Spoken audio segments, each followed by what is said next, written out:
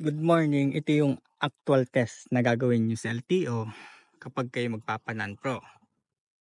Add code, student to non-pro, non-pro to pro. So pagkatapos ng exam, itong actual.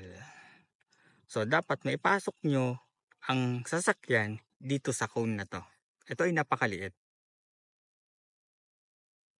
So may pasok nyo lang ng hindi nyo matamaan ang cone.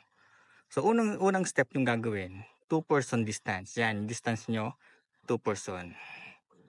Itatapat ang likod ng sasakyan doon sa padalawang cones. So, pag tapat na, stop kayo. Ayan, tapat na siya. Ang parking ay right. So, full turn ng right. Then, reverse kayo. Next, kapag hindi nyo nakita itong cone na to sa side na right, na side mirror, stop kayo. Pag nagtago na to. So, ito, nagtago na siya. Stop, straight ang gulong.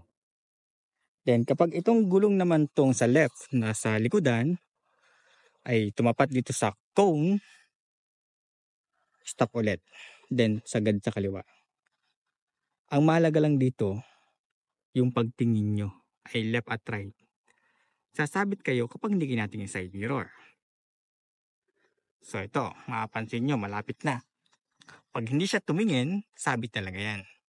Pero nakita niyang sasabit, kaya na-stop siya. Then, sakad sa kanan. Ang mahalaga lang naman dito, hindi matamaan ng cone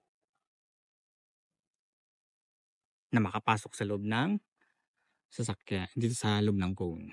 Yan, ganyang step lang yan. So, makikita nyo, sa loob lang, isang sasakyan lang ang kasya. Ayan. Okay na. So, isang sasakyan lang. Sa LTO, okay lang ipasok ang likod ng sasakyan doon. Kasi, napakaliit. So, ayan lang. Practicein nyo to. Try safe.